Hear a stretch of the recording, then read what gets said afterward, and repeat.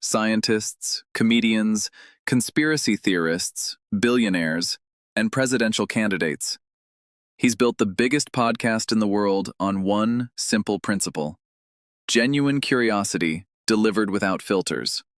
So when Meghan Markle walked into his Austin studio expecting the usual sympathetic platform, she made a critical miscalculation. She saw a podcast host and assumed that meant pushover. She saw his casual demeanor and mistook it for lack of preparation. She saw his open curiosity and thought it meant she could control the conversation.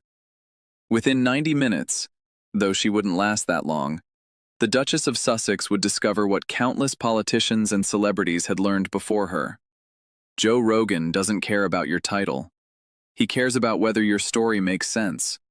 And when it doesn't, he says so. Before we dive into this explosive confrontation, make sure you hit subscribe and smash that like button. Now let's get into what really happened in that Austin studio. The Joe Rogan Experience studio had its usual casual energy: leather chairs, podcast equipment, the infamous elk meat in the fridge somewhere nearby. Joe sat in his signature position, headphones on, coffee within reach, ready for what his team had promised would be an interesting conversation. Meghan Markle entered with an entourage that seemed excessive for a podcast: handlers, a publicist, someone who appeared to be a narrative consultant. Meghan settled into her chair, crossing her legs with practiced elegance. "We're good." "Cool. So, before we start, my show is pretty simple. We just talk. No topics are off limits unless you tell me up front. It goes long. We follow the conversation wherever it goes. That work for you?" Meghan's smile tightened almost imperceptibly. "Within reason." "Within reason," Joe repeated. "What does that mean?" "It means there are some subjects I'd prefer to avoid." "Like what?" "Personal family matters, speculation about my marriage, things that have been addressed elsewhere." Joe nodded slowly. "Okay, but here's the thing. I don't really do restrictions. If something comes up naturally, I'm going to ask about it. You can choose not to answer, but I can't promise to avoid topics." Meghan's expression cooled. "That seems like a hostile way to start." "It's not hostile, it's honest. There's a difference. Most people appreciate knowing the rules up front. Most people aren't dealing with what I'm dealing with." Joe raised an eyebrow. "What are you dealing with?" "Constant misrepresentation, media attacks, people who've decided who I am without knowing me." "Okay, so help me know you. That's why you're here, right?" Meghan paused, seeming to realize she'd started off on the wrong foot. "Yes, that's why I'm here." "Great, let's go." Joe leaned back, his posture relaxed but his attention focused. "So, how's life? Like, actually. Not the PR version, the real version." Meghan tilted her head, her expression shifting to something almost condescending. "I'm wonderful. Thriving, actually, though I find that question interesting, the real version. As if you expect me to say something other than the truth." "I expect nothing. I'm just curious. You've been through a lot publicly. I'm wondering how you're actually doing privately." "I'm doing great. America has been incredibly welcoming." "Has it?" "Because the media coverage hasn't been particularly welcoming. The Spotify thing ended badly. Netflix projects got canceled. You weren't invited to the Met Gala this year. That doesn't sound like a warm embrace." Meghan's expression hardened. "You're conflating media coverage with actual experience. My daily life is wonderful. What the press says is irrelevant." "Is it? Because you've done a lot of media yourself. Netflix documentaries, Oprah interviews, magazine covers. If media is irrelevant, why engage with it so much?" "To tell my own story. There's a difference between being covered by media and controlling your own narrative." "But the narrative hasn't been great lately, has it? The projects aren't materializing. The public perception seems to be shifting. What's going wrong?"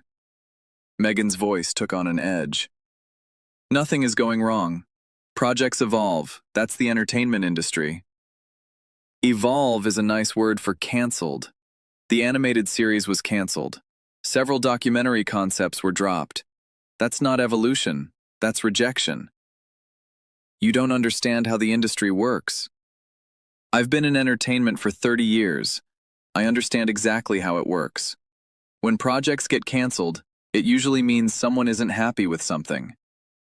Meghan shifted in her chair, her composure showing the first cracks. Can we talk about something else?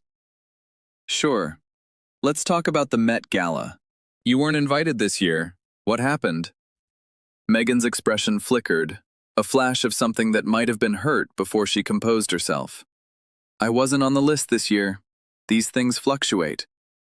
Do they? Because the Met Gala is pretty consistent about inviting major celebrities. You're a duchess. You're on magazine covers. Not being invited seems like a statement. I don't speculate about Anna Wintour's decisions. But you speculate extensively about the royal family's decisions. Why is Anna Wintour different? That's not a fair comparison. Why not? You've built your public narrative around analyzing what institutions do and why.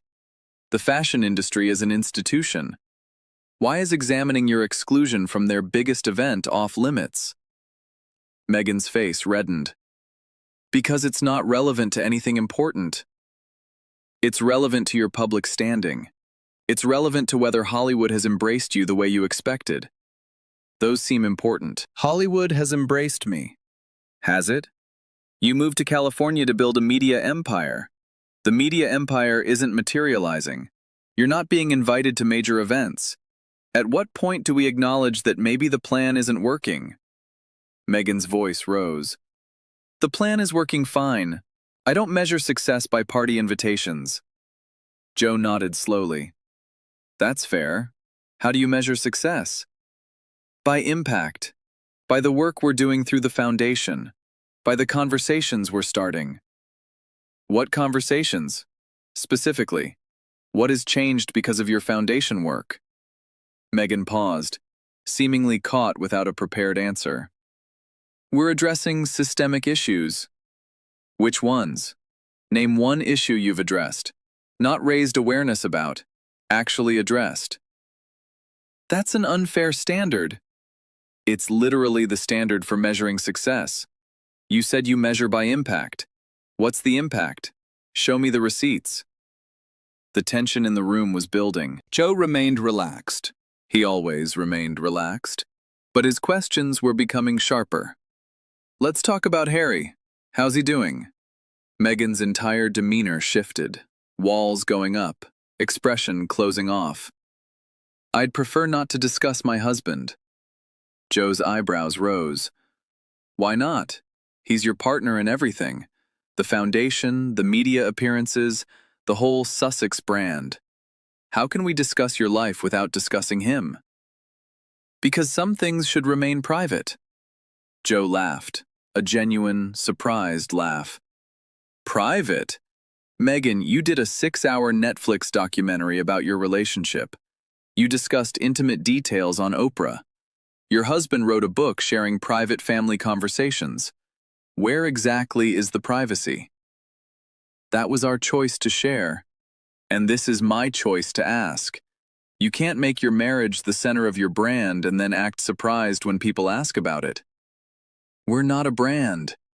You literally have a production company. You've trademarked your names. You license your image. How is that not a brand? Meghan's jaw tightened. There are rumors I'd like to address, since you're bringing him up. Which rumors?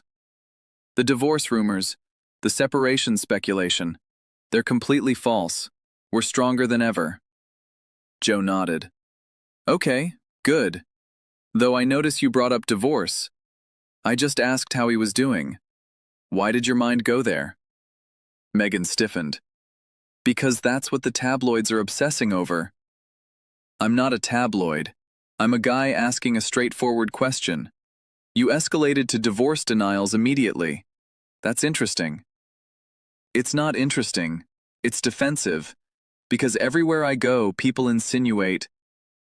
I didn't insinuate anything. I asked how your husband is doing. You're the one who introduced divorce into the conversation. If anyone's raising questions about your marriage, it's you. The observation landed with devastating precision. Meghan's face went from red to pale. That's incredibly unfair. It's incredibly accurate. I asked a simple question. You heard something else. That says something about where your head is. Meghan stood up slightly, then sat back down, a false start that betrayed her agitation.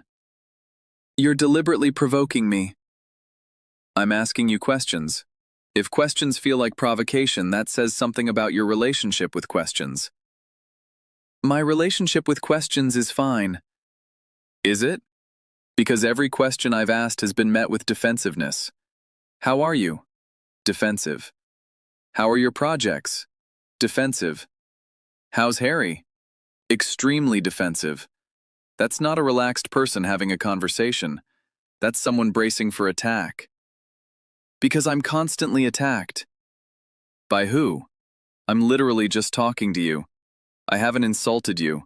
I haven't accused you of anything. I've asked basic questions about your public life, which you've made public, and you've treated each one like I'm your enemy.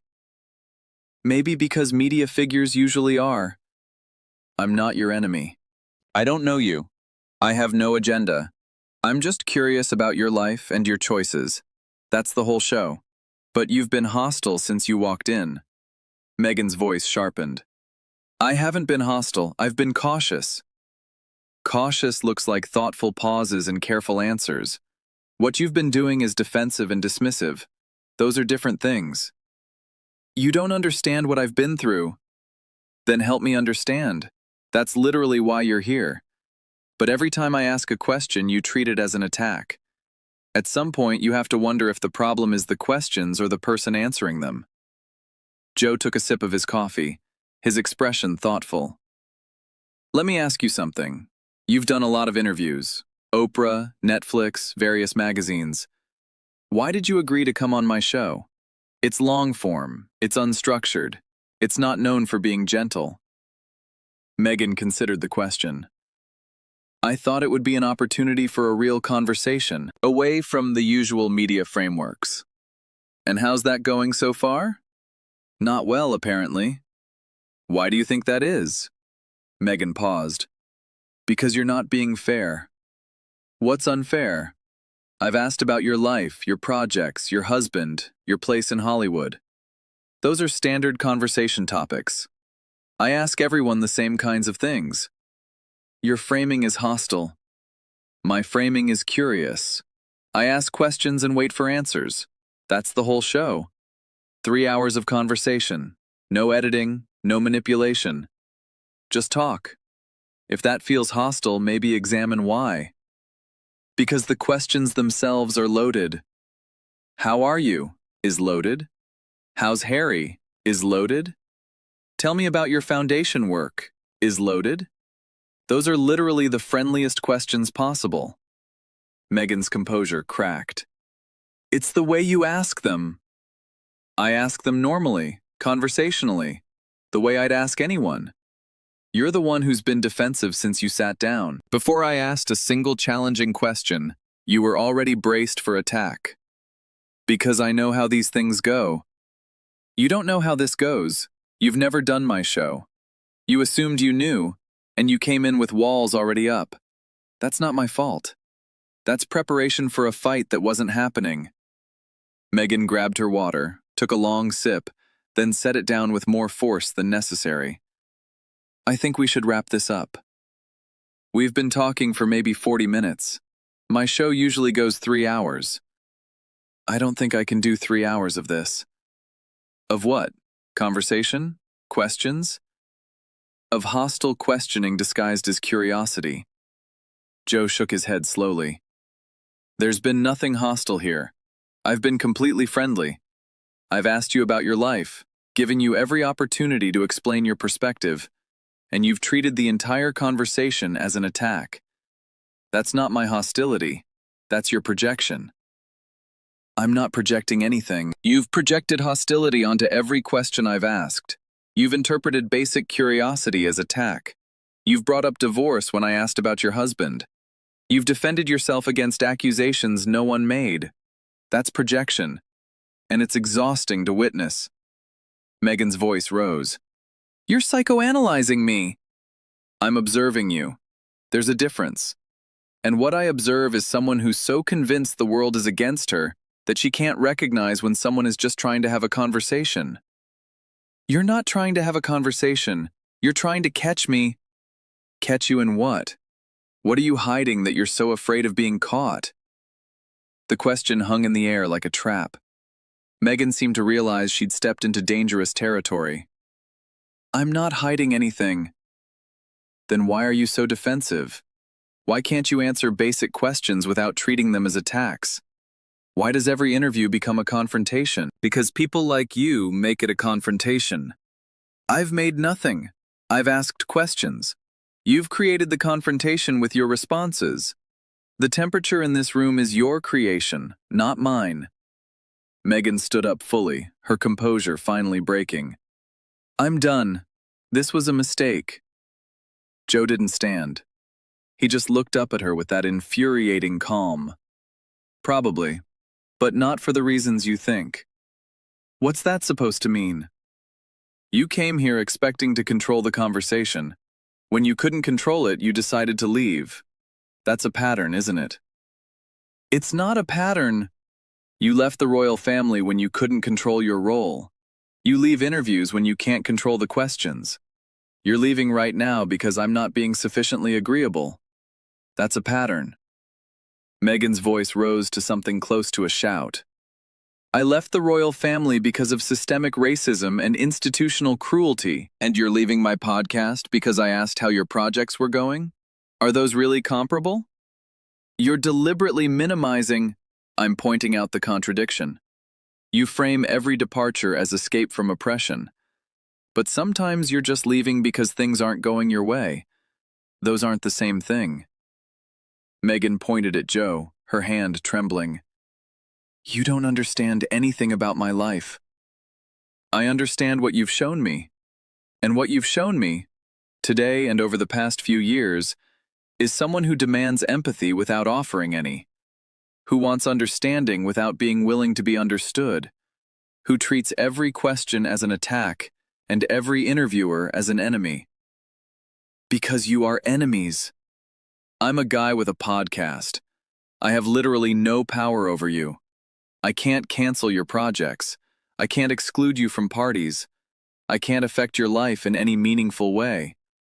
All I can do is ask questions and let you answer them. If that makes me your enemy, your definition of enemy is so broad that everyone becomes one.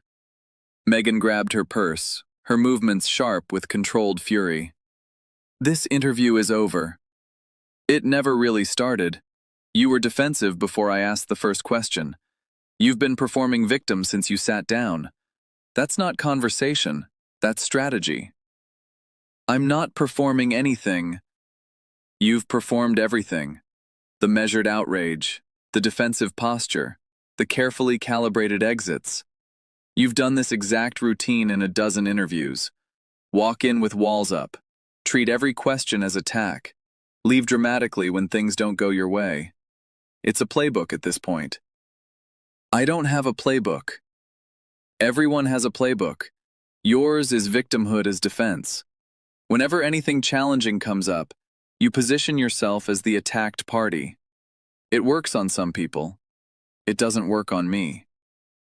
Meghan's face contorted with barely suppressed rage. You're going to regret this. Joe smiled slightly. Probably not.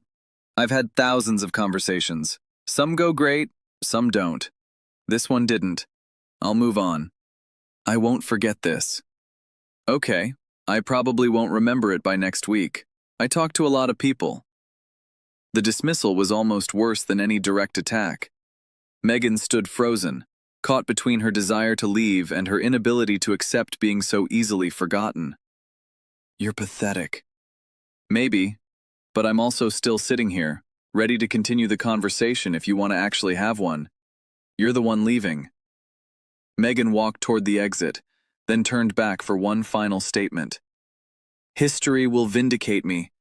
People will see what I've been through. Joe nodded thoughtfully. Maybe. Or maybe they'll see someone who had extraordinary privilege and spent most of her time complaining about it, who had every platform available and used them all to perform victimhood, who had the chance for genuine conversation and chose confrontation instead. I didn't choose confrontation. You chose it before you walked in. The walls were already up. The defenses were already in place. I was just the latest person to bounce off them. I won't be the last. He paused. I hope you find peace, Meghan, I really do. But peace isn't something you find by treating everyone as your enemy. At some point, you have to let the walls down and trust that someone might actually want to understand you. I was willing. You weren't. Meghan stared at him for a long moment. Something flickered behind her eyes. Maybe recognition, maybe just more anger. It was impossible to tell. Goodbye, Joe. Goodbye, Meghan. Good luck. She turned and walked out. The door closed behind her with a decisive click. Joe sat alone in the studio for a moment, then turned to his microphone. Well, that was interesting. I don't usually have guests walk out. Actually, I can't remember the last time it happened. Usually, people stay for the conversation, even when it gets uncomfortable. That's kind of the point. Pushing through discomfort to find understanding. He shrugged. I'm not sure what she expected. I asked her about her life, her projects, her husband. Basic stuff. She treated every question like I was attacking her. And maybe, from her perspective, I was. When you've been through a lot of media criticism, maybe every question does feel like an attack. But at some point, you have to distinguish between actual attacks and genuine curiosity. I was genuinely curious. She couldn't see it. He leaned back. Here's what I think. I think she's built such strong walls that she can't tell the difference between enemies and people who just want to talk anymore. And that's sad. Because underneath all that defensiveness, there's probably an interesting person. A person who's been through real things, had real struggles, made real choices. But we couldn't get to that person. The performance got in the way. He took a sip of coffee. Anyway, she's welcome back anytime. Most people who walk out regret it eventually. Maybe she will too. The interview lasted 43 minutes before Meghan walked out. Its impact would last considerably longer. Joe Rogan continued doing what he'd always done, having long conversations with anyone willing to sit across from him, following curiosity wherever it led, and refusing to pretend that defensiveness was the same as honesty. Meghan Markle returned to Montecito, to her foundation work, to her ongoing media strategy. But the confrontation followed her, proof that her narrative couldn't withstand someone who simply kept asking questions. Some conversations reveal connection, others reveal walls, and some walls are so high that even genuine curiosity can't climb over them. Joe had been curious, Meghan had been defensive, and the microphones had captured it all. What do you think? Was Joe too direct? Or did Meghan deserve every question? Who would you want to see on JRE next? Drop your thoughts in the comments below. If you enjoyed this story, don't forget to like this video.